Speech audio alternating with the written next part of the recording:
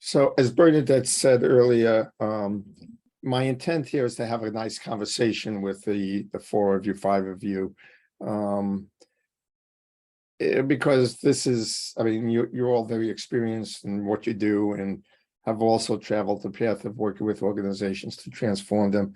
I'm going to spend a short period of time. If I take more than 10 minutes, I'll be disappointed in myself. But I'll spend a short period of time just simply laying a foundation, sort of set the context for what I think the conversation might go, or where it might go, to give you both an insight into the living organization framework and why I created it, and why we continue to advance it, and how we think about it. So with that, I'll share my screen and give you that's kind of a short overview. We'll see where this takes us. Let me just get this set up so I can see everybody as I'm talking to you. And there we go. Okay, so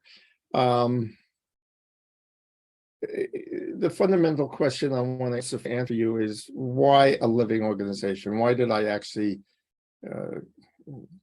create that term or start thinking about organizations from that perspective? We know, and I don't think I have to go into great detail, we know that the modern day corporation was originally designed for an environment that was based on conditions of the 20th century, early 20th century, late 1800s, early 1900s. And these are some of the elements that you might look at to define the environment in which the organization was created. And a couple of key things that stand out to me that is really different between the 20th century and the 21st century is the rate of change has drastically increased. And when you have a slow rate of change, a hierarchical system can work very nicely. When you have a high rate of change, obviously it begins to break down very quickly. The other thing that stands out is the notion of call it the level of the workforce in terms of skills, education. You had in the days when the organization was being designed, you had people who were basically coming in from the agrarian society, from the farms, and they're going into the manufacturing facilities, and they didn't have either the education or the background to make some of the decisions that had to be made. So it made sense to have a hierarchical view of the world and have the managers design and program the organization.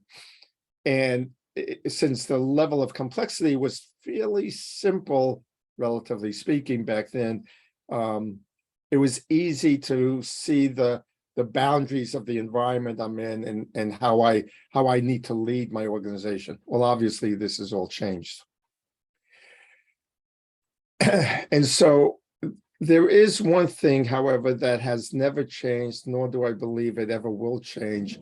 And that is this notion that a collective of people come together, whether you call that a company, a nonprofit, a community activity, whenever a collective of people come together, with the exception of a few that just come together for social gatherings, but mostly they come together to create some outcome.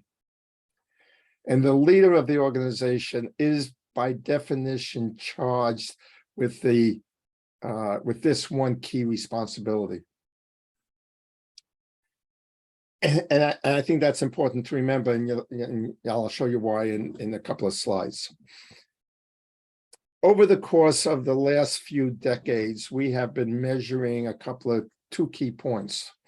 One is the percentage of companies that achieve their strategic objectives or goals or whatever has basically a 70% failure rate. Now that varies depending on the study, anywhere from 50% to 78 or 82%. typically the number runs around 70% is the one most commonly used. Even if it was 50%, that's a pretty ineffective strategy execution effectiveness rate. Also, we know that only 23% of employees are engaged, and that's another needle that hasn't changed over the last 4 decades.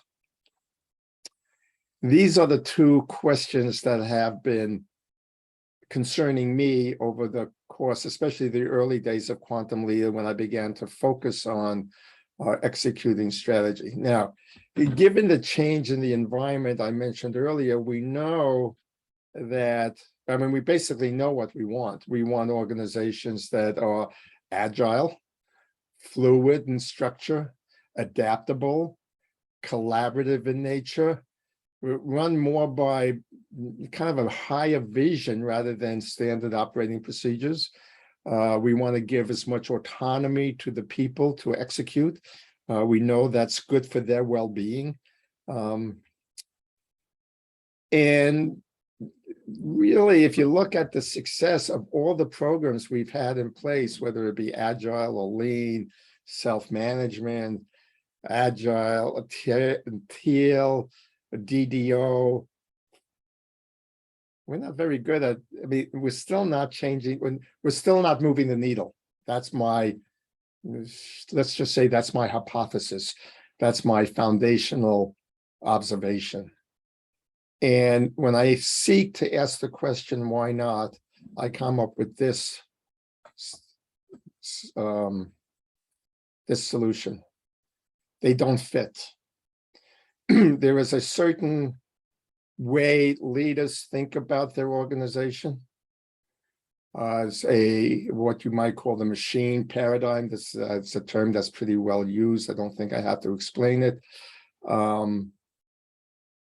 But the new ways of working literally don't fit into that paradigm, that framework, that worldview. They're inconsistent.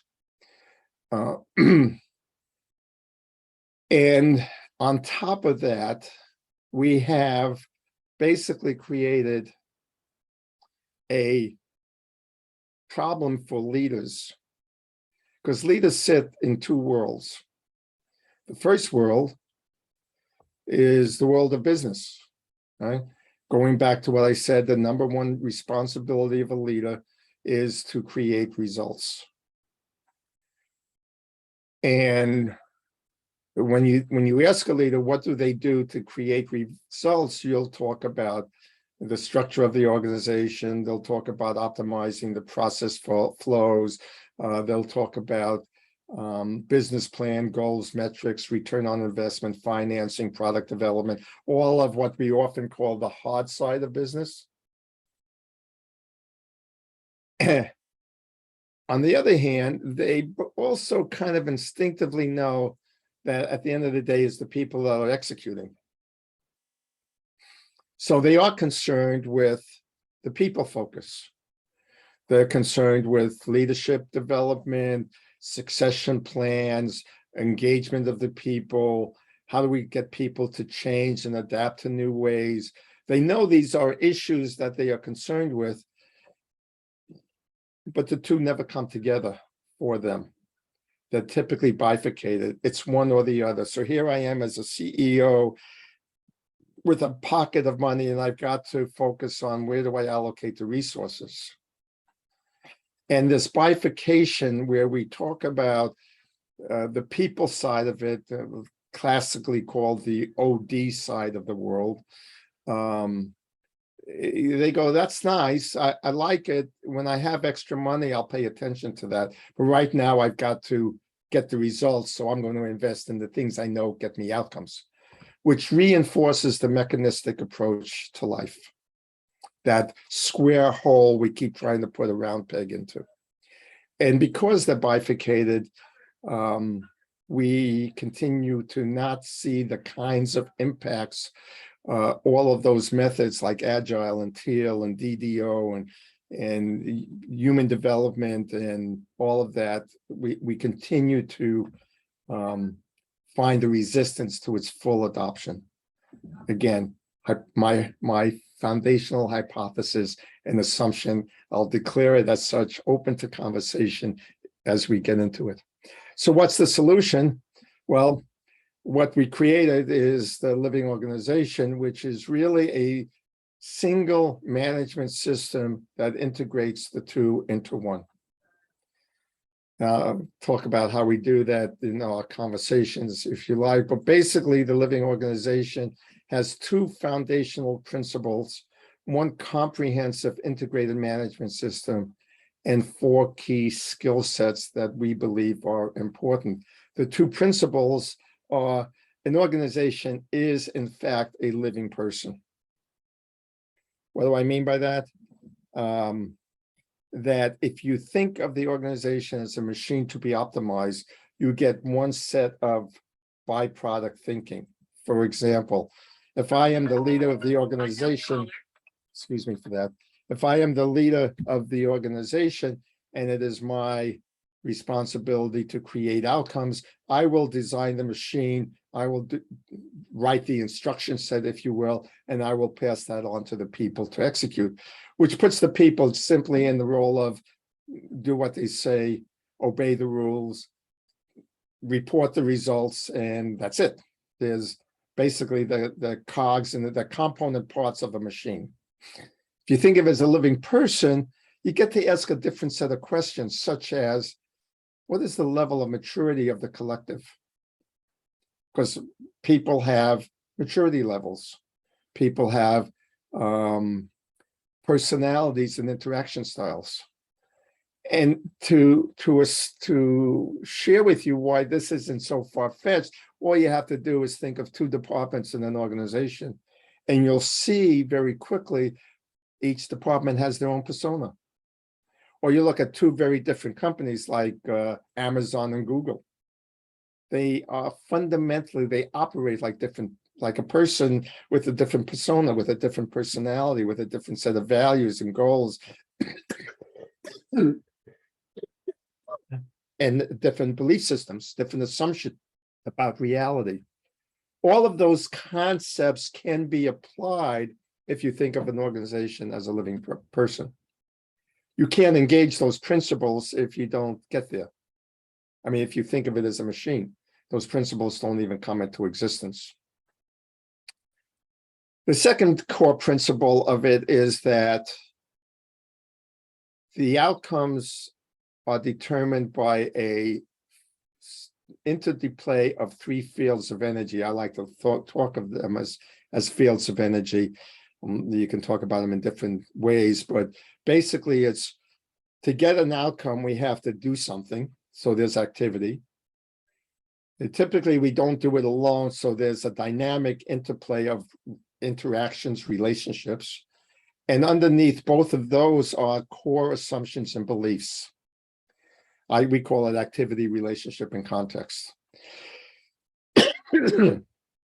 And to understand how we get outcomes, we have to understand how all three are playing into the equation. And that holds true whether you're talking on an individual basis. If I was coaching an individual, I'd be talking about what's the nature of your activity and what's your belief system and what's your context and what are your assumptions. And if I'm talking to a team, I have the same, since I think of it as a person, I have the same conversation with the team, with the collective. And I can do the same thing at the level of the organization as a whole. By looking at it as a living being made up of other living beings, the model is fully scalable from the individual all the way up to the corporation and even up to society, though I don't have any intention of working at that level. The concept of a comprehensive integrated management system, what we've done is integrated the business management with individual and collective development as a single set of goals and objectives. As we map out the strategy and define the roadmap, we're integrating these issues as part of the objectives and actions and goals and metrics and all of that. One of the things we've also added to our system is the realization that there are certain key skill sets that management is not taught in their MBA or in their general career that are important for them to have. The first is what we call heart-centered wisdom, heart-centered communication. And this is the ability to shift from the head as the dominant decision maker to the head and the heart working in concert. The heart is my label for tapping into intuitional wisdom, that sense of knowing that transcends logic, if you will. You just have a sense of it. It also includes the ability to do what we call situational awareness, where you can kind of sense what's going on in the environment that is present through literally sensing the energy. You can understand this by thinking of walking into a room with people, and you just kind of feel the tone of the group even before anything is said. Or you walk into the office of a specific company and you can kind of feel what that company is all about without anybody saying anything. So teaching that skill, we think, is vitally important, and it's critical in communication. If you want to create, example, psychological safety, which gives people permission to be who they are and to make mistakes and to learn from them, you can only do that if the people truly sense an authentic sense of caring. And that only comes by connecting at what we call the heart level and communicating from that place. So that's the first key skill set.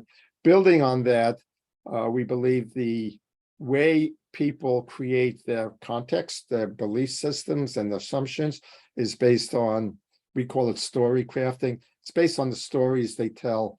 They have an experience, they tell a story about it, they make meaning out of it through that story, and they associate a behavior with that. And that story behavior pattern becomes like a psychic DNA, and a chain of those come about, and that's how we live our lives, mostly unconsciously, responding to life's experiences based on what we've already created as the appropriate response. Organizations do the exact same thing. They have these underlying belief systems that came about as the organization evolved over time, responding to their environment, creating stories about how we can respond successfully, and that becomes embedded into their context, the collective context. So knowing how to identify that and how to recraft the story and how to create rituals that act as scaffolding to support a new story helps facilitate necessary changes. Improv mindset addresses the need for the today's world where everything is changing so rapidly you can't be predictable. Improvisation is a field of study that's been around for thousands of years, and it teaches people how to live in an uncertain world. A lot of it is predicated on being able to trust your wisdom, your intuition, which goes back to the heart-centered wisdom we talk about. And then the fourth one is what we call integrating and balancing opposites. This is the recognition in today's world, there is no one black and white answer. Everybody has a different point of view. All points of view kind of create a balance if you can learn to work with opposing points of view. So these are the four skill sets we teach. To give you kind of a visual of the living organization system, it works like this. We start, as I said, understanding that the CEO's number one priority is to focus on results. So that's where we start.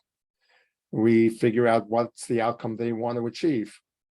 Then we begin to shift the mindset by teaching them how to look at their organization as a person.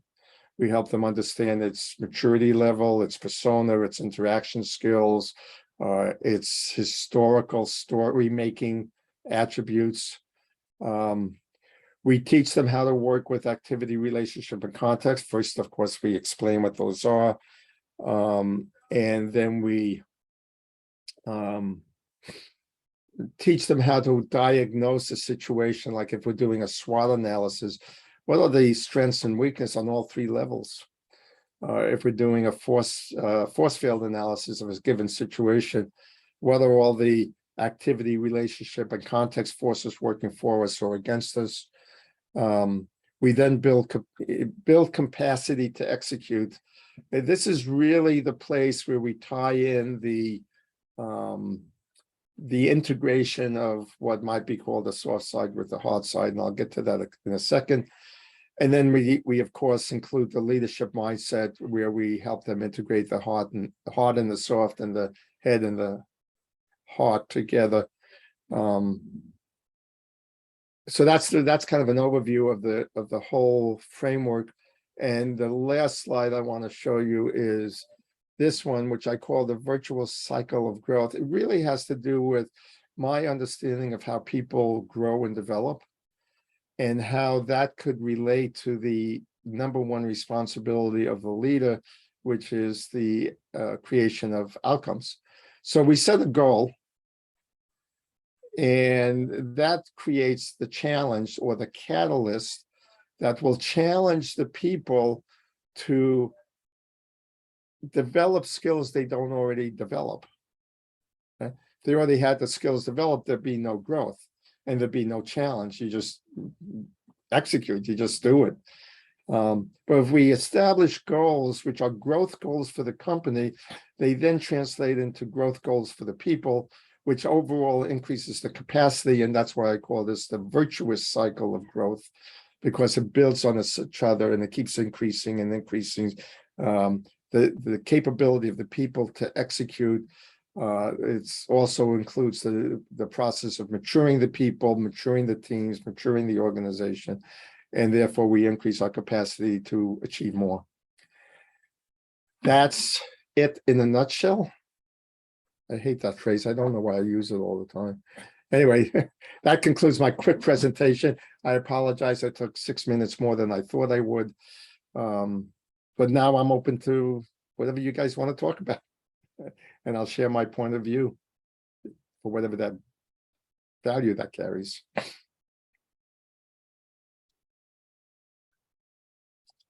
Thank you, Norman. I will say a few things. Yes, please. And I really welcome your very concise way of putting together some main issues. There is one implication in what you said that I have doubts about as to its truth, and that is that people mainly develop at work. They do, of course, develop in life as well. And if we look at work as part of life, we can question the assumption that organizations are the right place for people to develop. And I think many people have concluded that, especially in the last 20 years. They leave their jobs, they can't stand the limitations they run into regarding finding out who they are and so forth.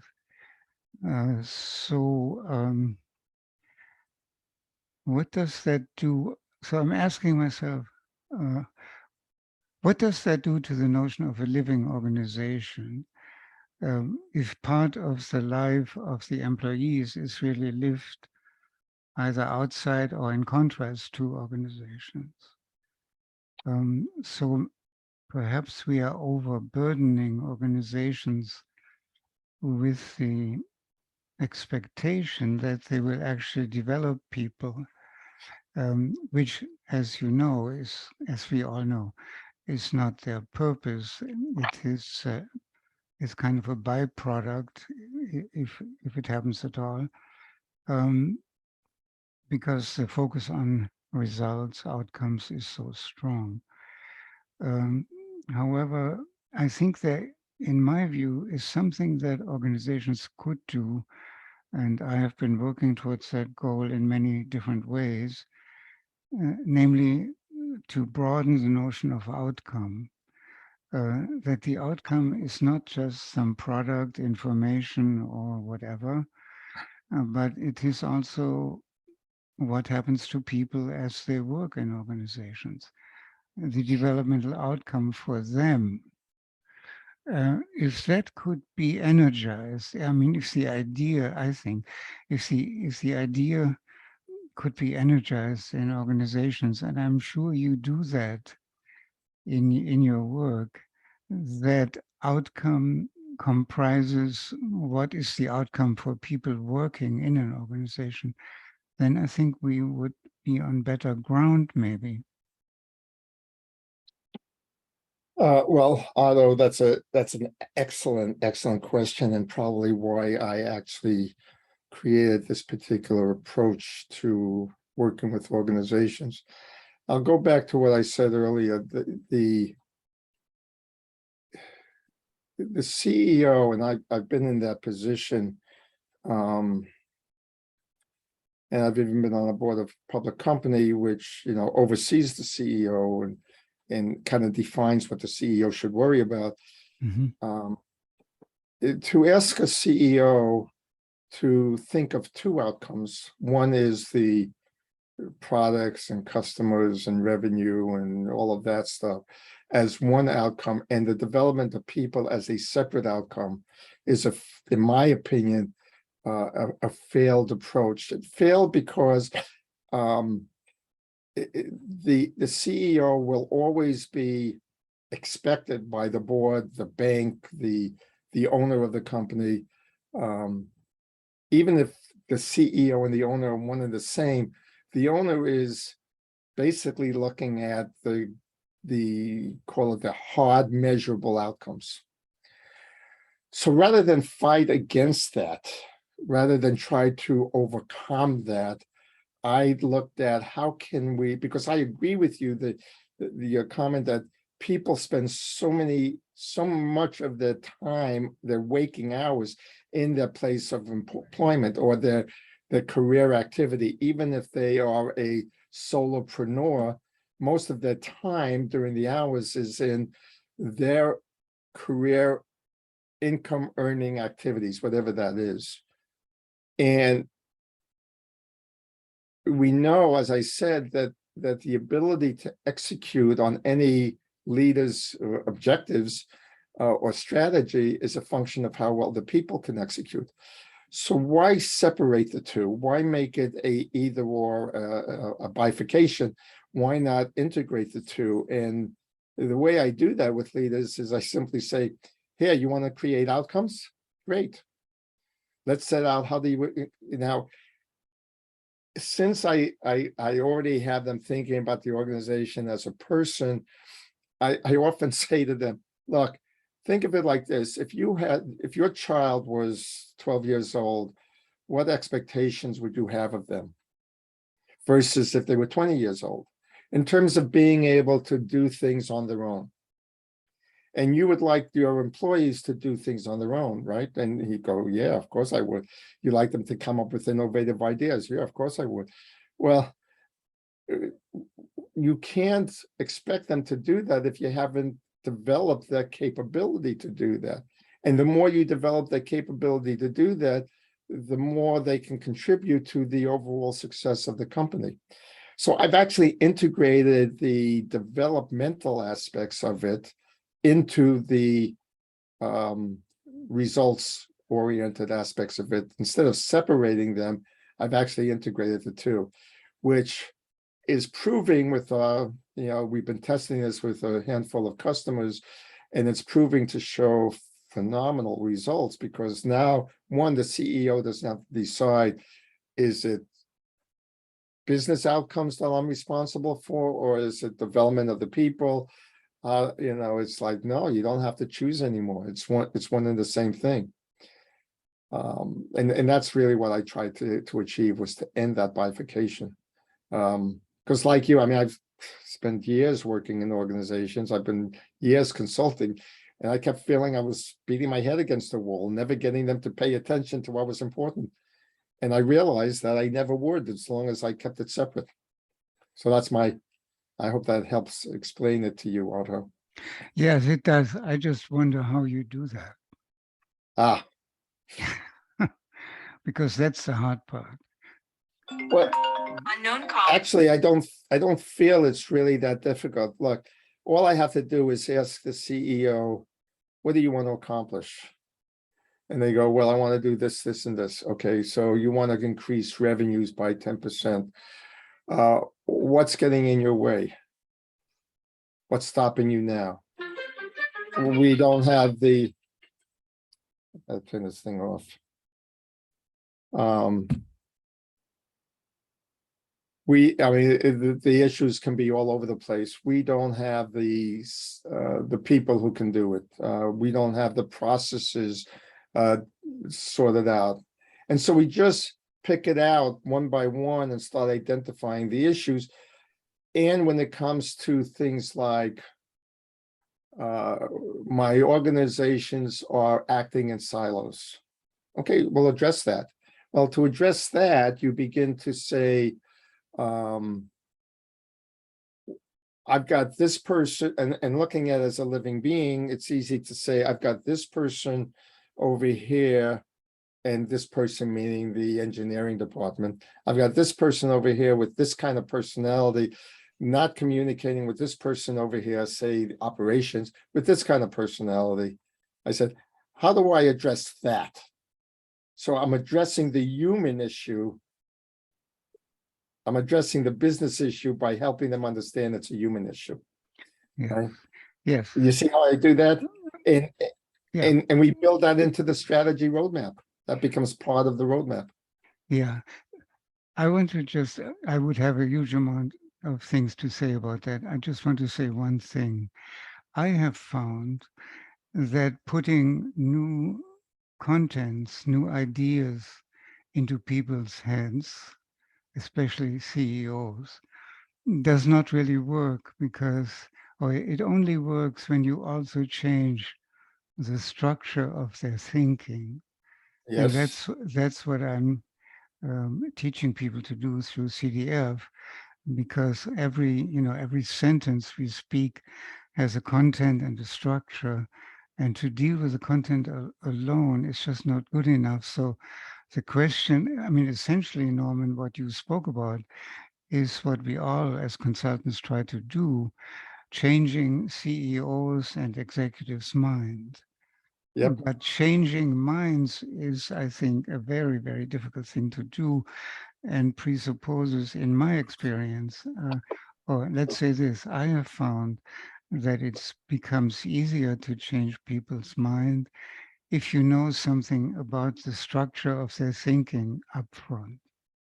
So you need to find ways through conversations and interviewing, this is what I have done, to find out from what level of development they speak to you at this moment, from what level of cognitive complexity they speak to you, and you have to be able to give them feedback on that. And then you can present them with any content you want. But it's like in coaching, whom are you coaching? I mean, how much do you want to know about the coachee? That's what I'm always asking coaches. How much do you Yes. want to know? And most people want to know very little about the coachee or the interlocutor on the other end, because either they have no tools to find out where the other person is developmentally, or it's too arduous to do so. So there is a big issue here, I think, in changing people's mind, not just in terms of content, but of structure. And I will shut up here because I've already talked too much. Sorry. Yeah, I'll just say this, and I mean, I'm enjoying this dialogue with you, Otto, very much, but certainly we want to give Andreas and Vitaly and Daniel some opportunity also. Absolutely. I agree with you, and here's how I've approached it.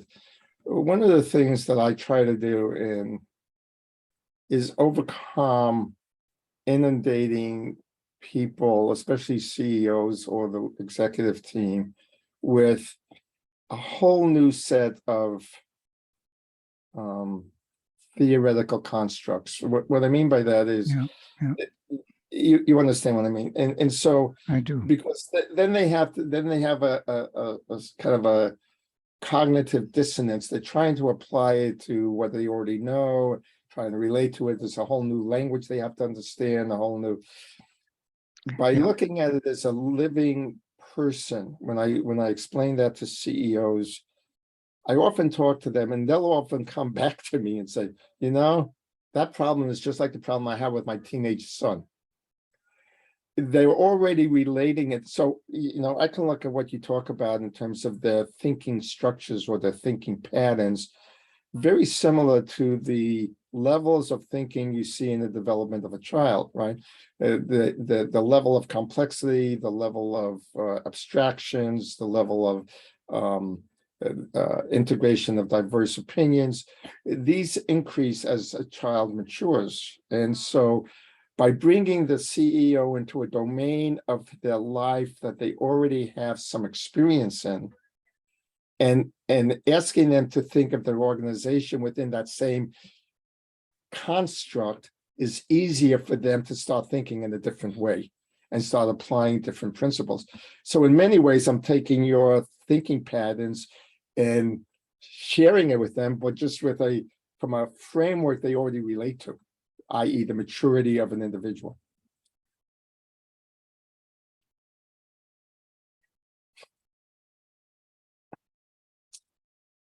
Who else?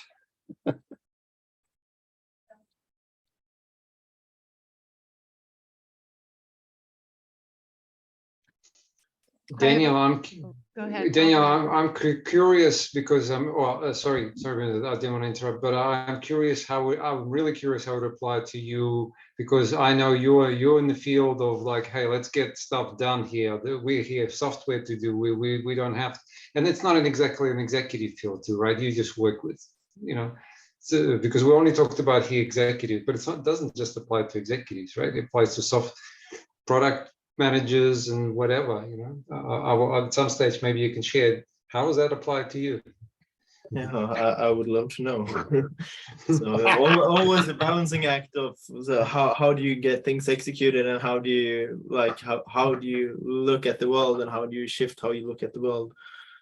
So I had that kind of meeting today actually, when we went from kind of so balancing the operational and like stopping and reflecting on what the heck we're doing and why we're doing it, and always seeming to end up in the operational part.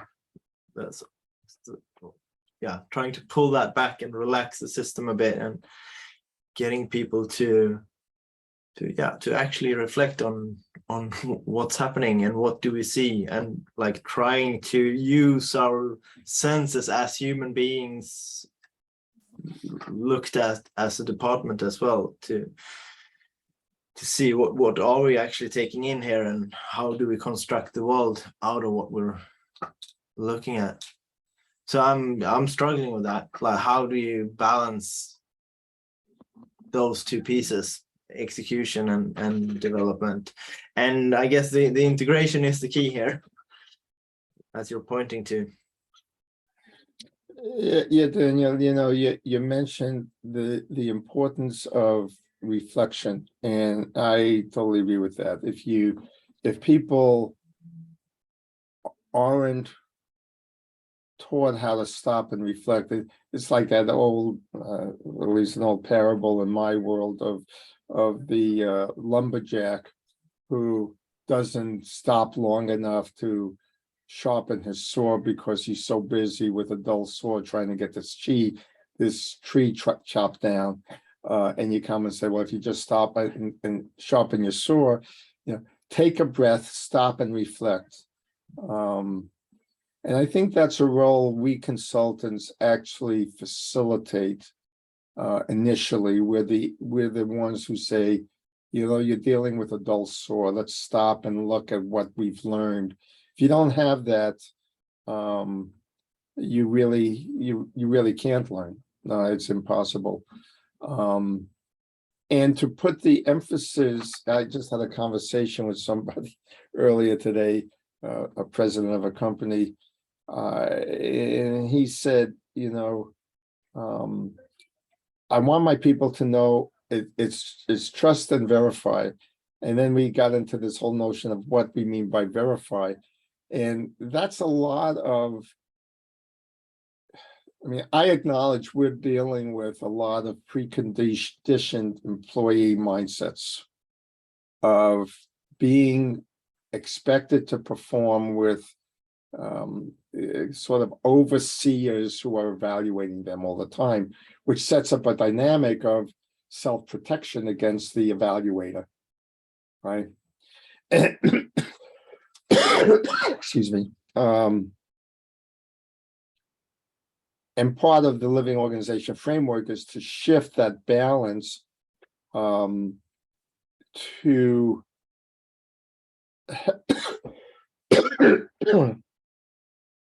help the employees begin to think of themselves not as the component parts and somebody's going to tell you if you're doing good or not, but to actually take ownership for their own contribution. And we do that by implementing what we call contribution agreements, which is really the performance evaluation turned upside down. And I'm sharing this piece. It's an indirect answer to your question, so I want to acknowledge that. I'll circle back to the question in a second. We will do a much better job if we empower the employees to be owners of their own work product. And the way we do that is we set them up as you are the CEO of your own company. And if you're a department head, your company is your department. If you're a business unit manager, and if you're an employee, your business is, you're a gig employee. You are offering your services to a client, which happens to be the team or the company you work for.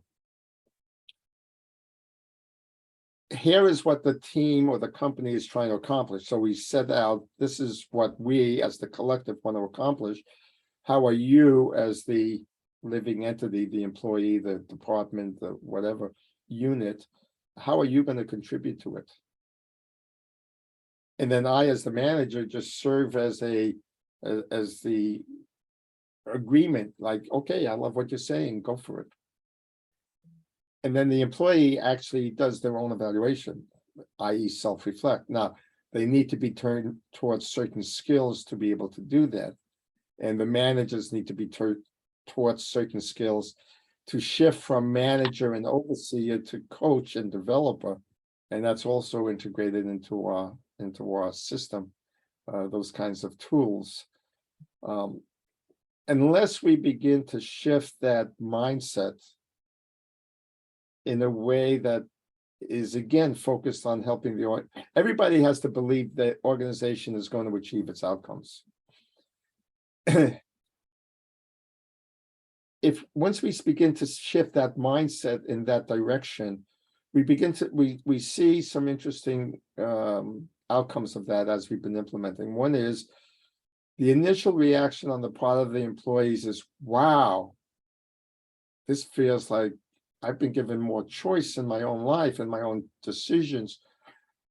And then a little bit of fear and uncomfortableness because, gee, I've never done anything like this before.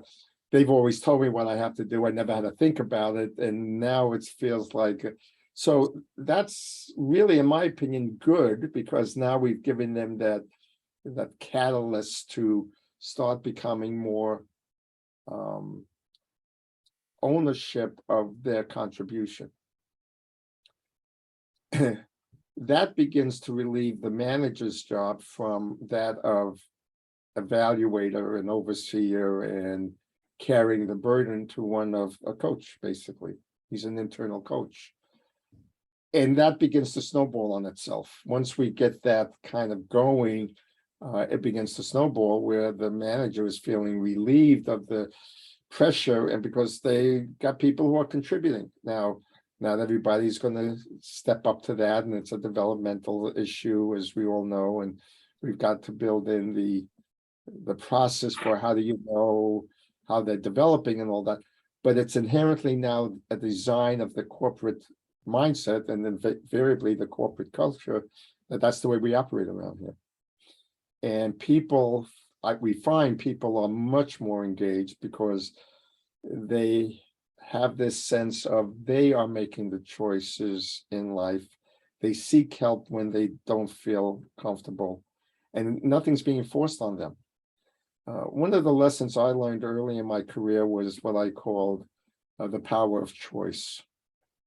If a person fundamentally does not experience they are at a place of making choices in their life, they are inherently a victim to somebody else making those choices for them.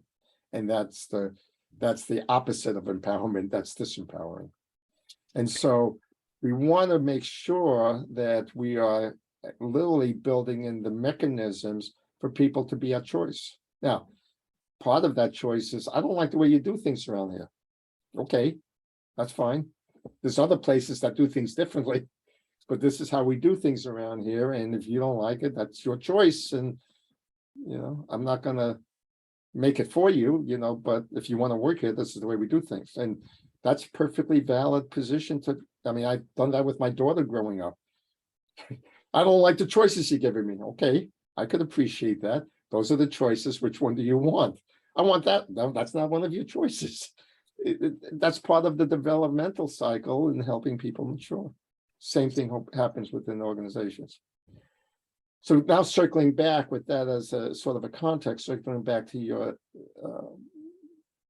question, if you can get your teams to organize around that concept, then what you've done is built in this reflection part into the way things are done as an inherent part of that growth cycle, that developmental cycle. I would like to say that all of you have said, Norman, for me is a reflection of the predicament we all work with or work under in organizations, that they have a Tayloristic or neo-Tayloristic notion of what is a human being, which is a drastic reduction of what people's potential really is. And since, unfortunately, in management schools, nobody learns about adult development or human development, people end up in a CEO position and have to struggle the way they do to even understand what it means that people have this huge potential that they have never made to see, have never been made to see before. So I think what ultimately would have to change to make consultants' work more fruitful is to change management education, don't you think? Boy, I would love for it to change.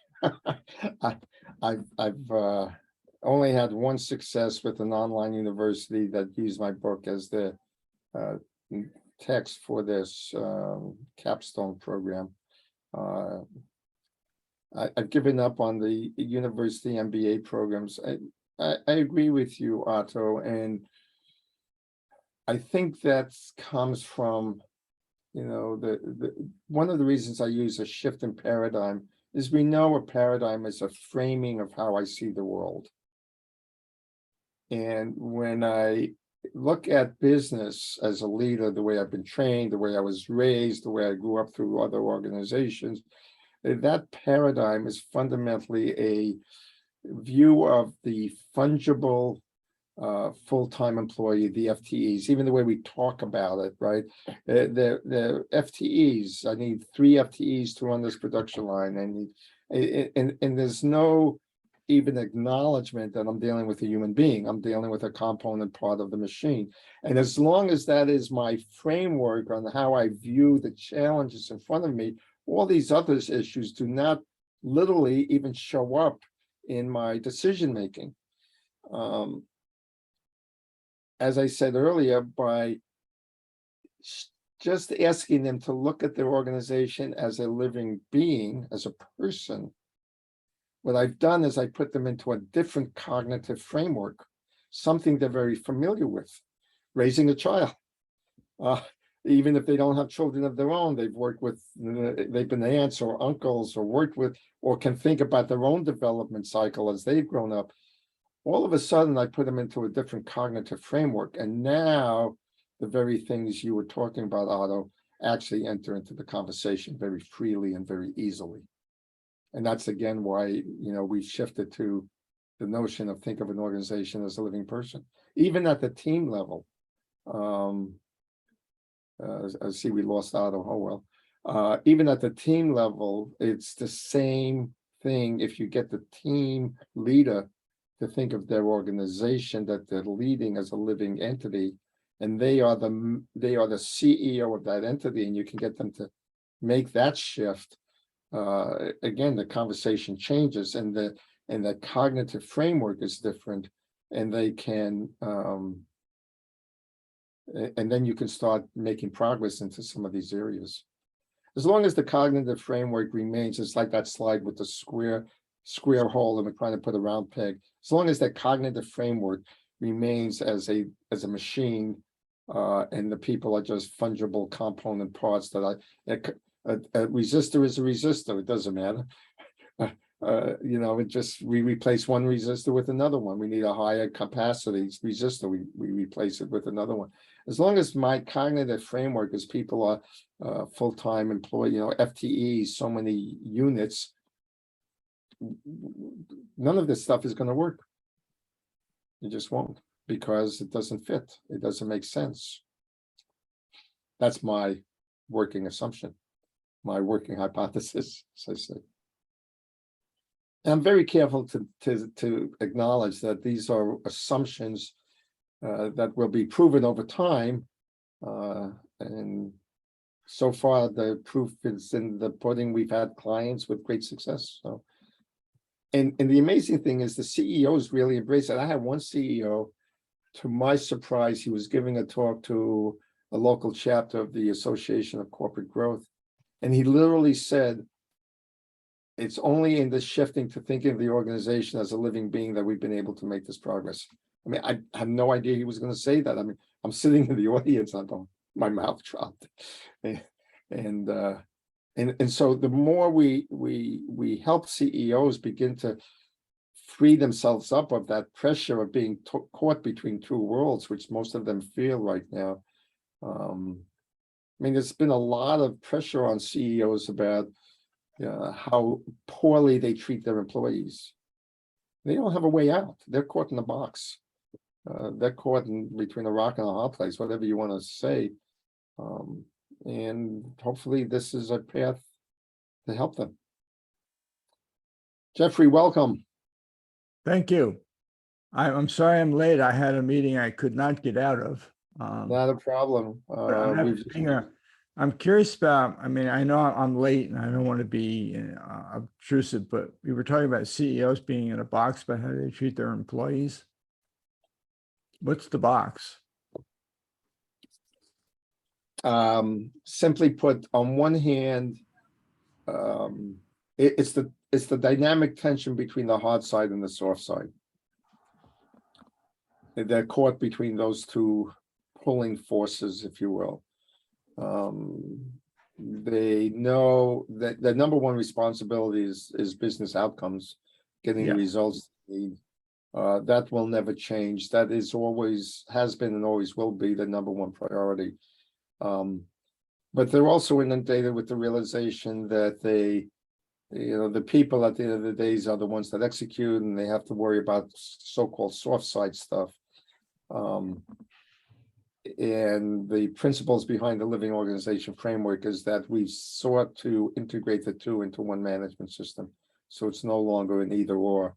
Right now, if I'm a CEO, do I hire you as a consultant to help me with the soft side stuff if you're an OD consultant, or do I hire a marketing agency, or do I hire a product development person, or where do I put my money? And invariably, they're going to put the money into the hard side stuff, because that's how they've been trained and that's how they've been taught to think.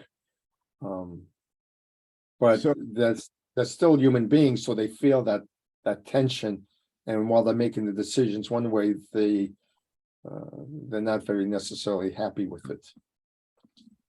Would you think that a sequence like this, that if you have engaged employees, that you get better customer service, which gives you more profit?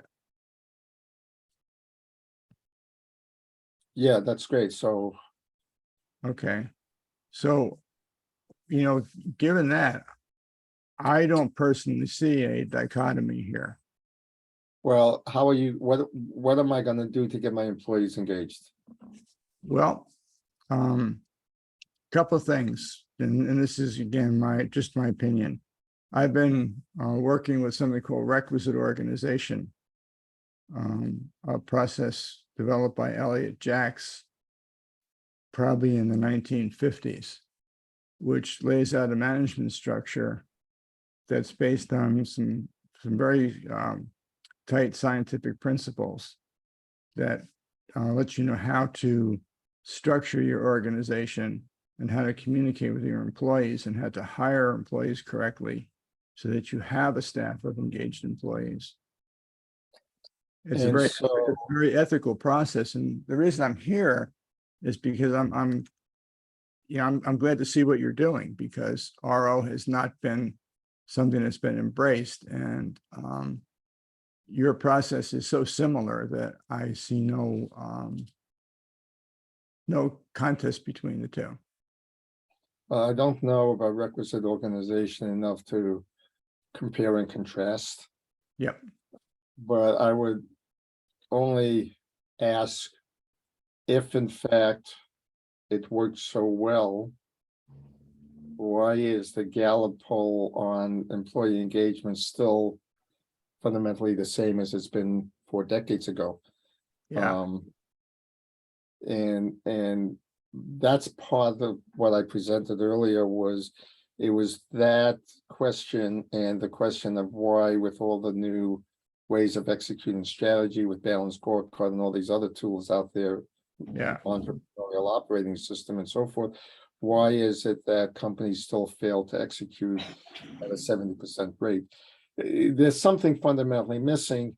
And my hypothesis, to bring it up just quickly, is what's missing is the fact that we still are dealing with leaders that have a cognitive framework that thinks of the organization as a machine and the people are simply component parts. And if you try to overlay onto that principles of RO, I'm assuming they're very similar, agile businesses, teal, DDO, or any of these other principles, it's like putting a round peg into a square hole. It just doesn't fit. Yeah. Norman, I think you've just explained the reason why RO isn't more popular, is because too many CEOs are of that mental set. And something like what RO does, and I believe what you're trying to engage in, really needs to start with the CEO. I don't believe this is something that you can institute in an organization at a lower level. Well, I kind of disagree with that to some degree. Certainly, if the CEO is if the CEO can be it could adjust their thinking, then it will in fact trickle down through the organization. That's just the nature of how organizations evolve over time. So I agree with you on that point. I disagree with you because in my own experiences working within a large corporation, and specifically HP, I adopted the principles of the living organization way before I even had the mental framework even in my mind. It's just the way I was operating. And I operated within a dysfunctional unit of HP. I mean, HP was a pretty big organization. And I operated it as if it was a living organization. And as such, I was able to impact the larger organization because of the way I was operating. When you look at an organization as a person, and two things, when I was talking about, I think as you were coming in, it's a cognitive framework that people already know. I don't have to teach them anything. That the parents, the people, they're in relationships, they have interactions, they have a persona. It's something they already know. It's not It's not like thinking patterns or agile principles. And again, I don't know WRO, so I can't speak to that. I'm just asking them to be what they already are, as a human being, and to think of their organization as a human being, and they are in essence the parent of this living entity that they want to grow and develop and mature. Now, I haven't. All I've done is shifted the cognitive framework from one area of their life, where they know to think about an organization one way, to apply the same cognitive framework they have in another area of their life to this area of their life. So I'm not asking them to learn any new theories, any new models, anything new. And then from that place, we can start talking about some of these principles and how they apply. Since I know Daniel works kind of within the team structure, I'll just share this, that when I was at HP, my first year, my first management position was that of a district service manager. So I was originally part of the sales organization. I was a systems engineer. And I was really good with customers, and they were taking bench technicians and putting them in cars and having them deal with customers, and they weren't very good with it. And so they asked me to take an opening as a district service manager, which I did.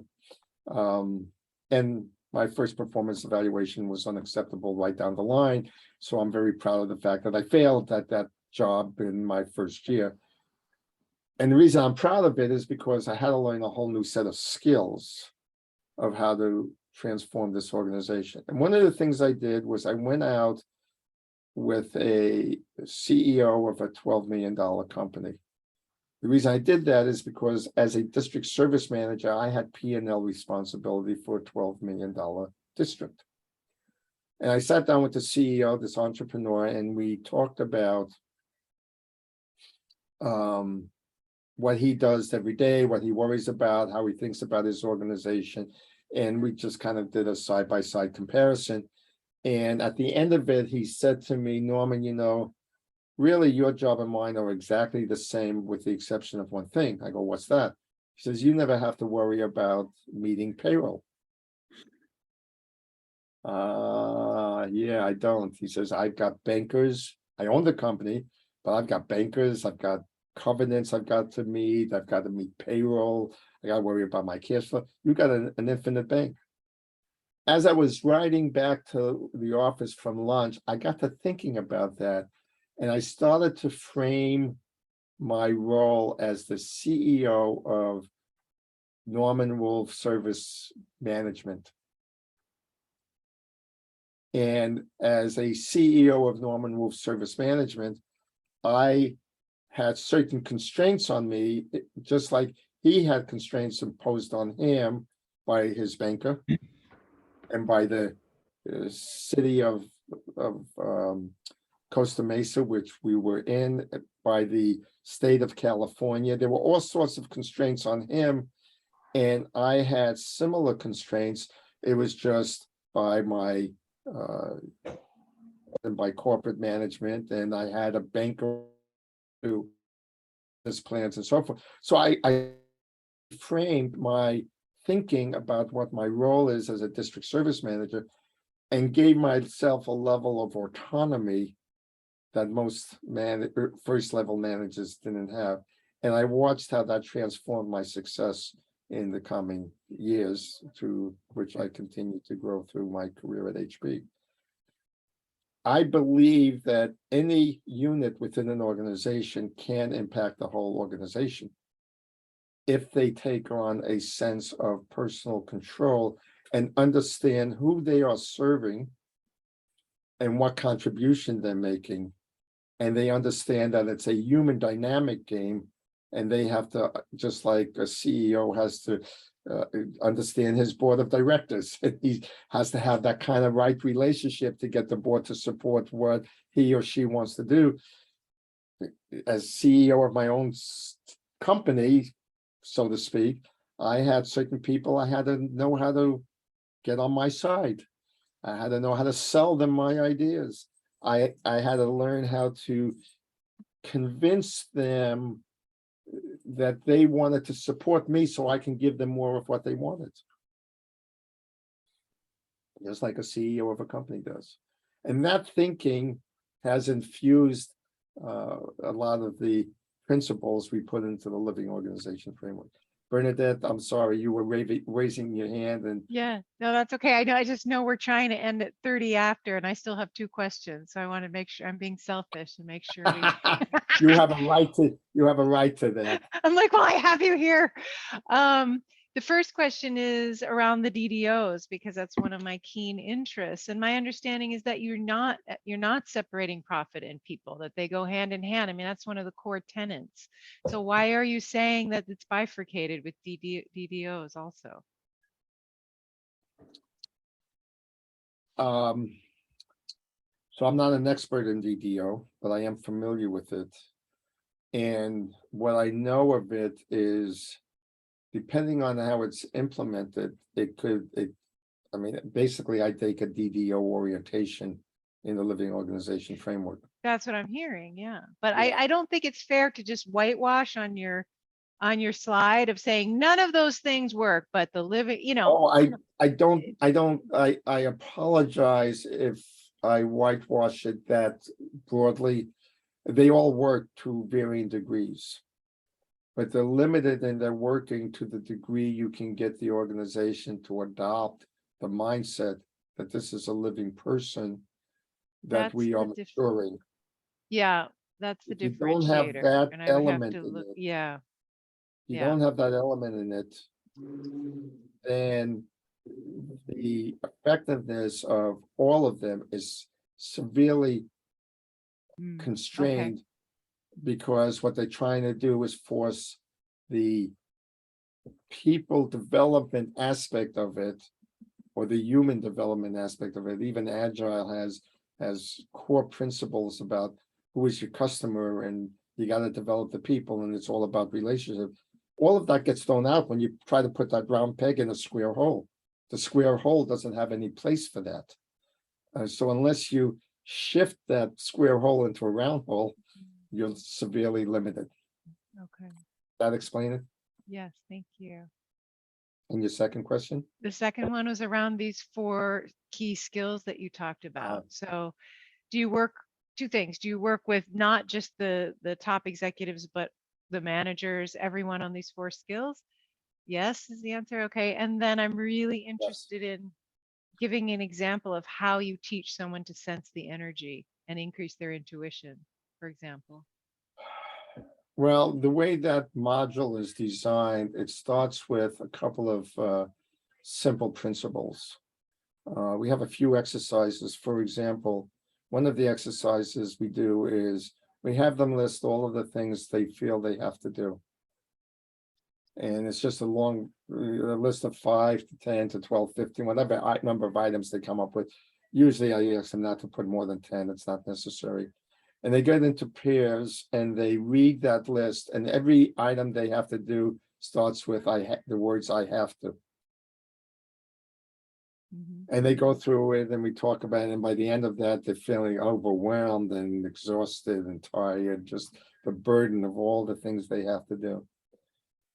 And then we ask them to do one simple thing: change the words "I have to" "I want to," or even "I get to," that choice, which ones they want to use. And then they just read them to each other. And they experience a shift in energy within their body. Now I've got them thinking about what it feels like. What does the body feel like? Right? What happens in the body? We do a few other exercises along those same lines. Another one, for example, is we have this exercise that comes out of improvisation. It's called "Don't Go." And all you simply do is go around the circle, and you can only use 2 words. But we ask them to create a emotion by those 2 words. So it might be anger or fear or compassion or curiosity. And so they go around and they say, "Don't go," but change the tonality of it to match the state of being or the emotion we're asking them to represent. Again, we're teaching them that life is about energy. And then we continued that with some other models and theories, and then we asked them to, we take them on a kind of a guided meditation where they actually begin to experience what we call the heart-centered or love energy, the frequency of it. And we talk about David Hawkins' work on the power and force, where there is actual studies done to measure the body's frequency in different states of being. So we begin to introduce all of that into the framework. And then when we're teaching communications, we add on not only active listening, which is that ability to be in relationship with somebody. We call it attentive listening because we like that better, because you're being attentive to what's being said and you're giving feedback and you're connecting. But then we have them go into that state at the heart center, where they really connect deeply to not only what's being said, but what's being felt and emoted and what's coming across, and and they just have an experience of it. And once we have that, then we can do all sorts of things with them. Great, thank you. Yeah, So, you Daniel, Norman, forgive me if I'm out overstepping my bounds here, but I'm listening to you and it sounds a lot like therapy. And is that where it Well, would be? well, you could call it that. I mean, if you think about it, I mean, is a coach a therapist? No. Hopefully not. They shouldn't be. It's I mean, unethical. there are certain domains that the therapist is trained in terms of psychological trauma that don't exist. I mean, that the coach should not play in, right? Yeah. But the coach is at least trained in some of these skills and arts of facilitating awareness and growth of the individual. I have been trained in many, many modalities from spiritual traditions. I'm an ordained interfaith minister. I've done weddings and funerals, and I've worked with people one-on-one. And when I look at an organization as a living entity, as a person, and my concern is the development of the person, I am clearly going to get into, you might call, the psychological aspects of the person. The minute I start talking about what we call context, and you weren't here for that, but it's think of it as the underlying stories we tell, the cognitive frameworks we live through, that are belief systems and assumptions about how the world works and our role in it. If that is what's getting in the way of me being able to create results, or you being able to create results, and I'm your coach, I'm certainly going to engage you in the exploration of that. I'm going to have a discussion about it. I'm going to, I'm not going to shy away from it. If it gets to, oh, I think you need more help than just a conversation with me, I'm going to recommend you go to a therapist, obviously.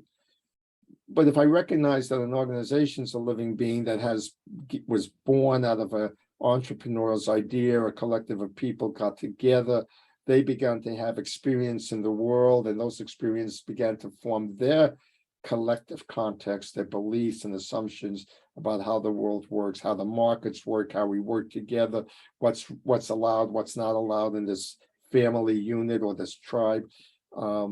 And those things start getting in the way of the collective being able to create outcomes. I'm certainly going to have a conversation about it. I'm going to raise it and make it aware. And so you want to call that therapy? Sure. I look at it as just coaching development. Okay. I have a sort of a series of short questions. I'm just wondering if you're knowledgeable or aware of Robert Kagan, Otto Lesky, Elliot Jacks. Do those names ring a bell? Yeah, Otto was here earlier, and of course I know Kagan's work. I've actually had conversations with him. Right. And I don't know Jacks's work. Jacks wrote a book. One of the books he wrote is called Social Power and the CEO, which I think directly impacts your thought process and what you're doing. If you had time to read a book, I think you would find that very interesting and helpful in your endeavor. Thank you. Well, we've got about 4 minutes. Jeffrey, if you wouldn't mind putting the author of that book in the chat, that would be great. I'd Sure. appreciate it. Social Anything. Power and the CEO. Social Power and the CEO. Yeah. So, thank you. Why don't we do a quick closing round? How was this for you? Closing thoughts that you maybe didn't get to say, or just whatever comes to mind when it's your turn. So let's go around. We'll start. Let's go to Andreas. We haven't heard much from you so far. So if we can go to you. Yeah, because the others had so much to ask. I would have also some questions, but anyway, it was interesting for me. Interesting key points, interesting questions, and also, yeah, difficulties here and there. And yeah, I have my own perspective on all stuff, right? But thank you very much, Norman. That was very interesting. You're welcome.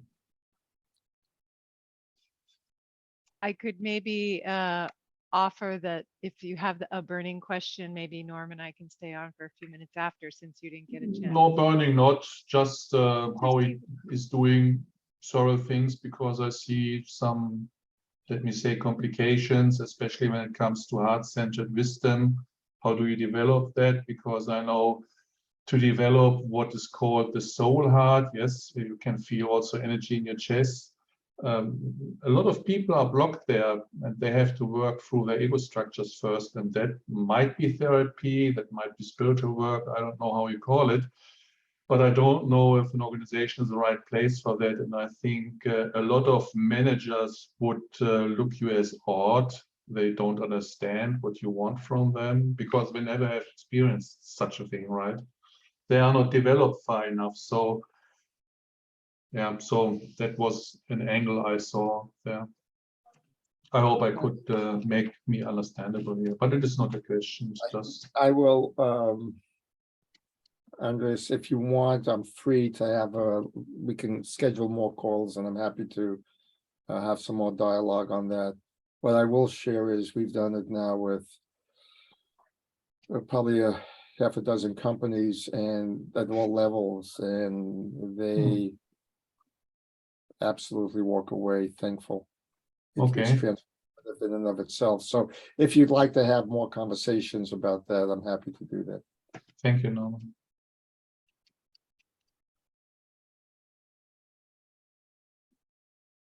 I'll go next, just because I am quite interested in that as well. If you do, just loop me in if you do schedule a chat on that. Well, you know, if you want to, Bernadette, if you want to organize a kind of a subgroup of people who might be interested in it, you know, maybe that's a good idea to do that, and I can walk people through how we did that and how we do that, and see if it works for them. Yeah. Well, it's also in the book, I assume. I've ordered the book. Heart-centered wisdom is not explicitly, how I do that is not in that book. No, it's in the next book, which is still in the writing It's phase. still in the writing. Okay. Okay. Well, that's my closing comment. And Daniel needs to go. He's gone. Okay. I do have Good one chat. quick, I don't know whether to call it offer or request, but Norman, if you do by some chance look at RO and would like to have a discussion, that would be of great interest to me. Okay. Where you see the connections between RO and what you're doing. We could probably have a very interesting conversation, because I think that there are so many symbiotic connections that we might both benefit from a conversation. Well, let me just Google it real quick. It's called Requisite. Well, no, Google Social Power and the CEO. I think that's where you'd want to go. And Andreas, nice to see you again. Andreas and I have studied under Otto Lasky for a while together. So Nice to see you too, Jeffrey. Interesting, surprising. Oh, Jeffrey. Okay. Yeah. All right, well, that's happening. Yeah, Vitaly. Arnold was here earlier and it was delightful having some dialogue with him. Yeah, I truly appreciate Otto. He's a wonderful man. Yep. I'm sorry I'm late. I'm disappointed I missed the beginning. So, Well, you'll have the recording as well. all right, please keep inviting me. Okay, we will. Okay. Vitaly, did you want to say a closing comment? No, thank you. I'm all good. I just want to respect people's time, so I'll pass. Okay. Well, thank you, Norman. Thank you, everybody, for your participation. I look forward to maybe some follow-up conversations. Let's see what I'd love it. happens. Yeah, thanks for the offer, Norman. Appreciate it. You're welcome.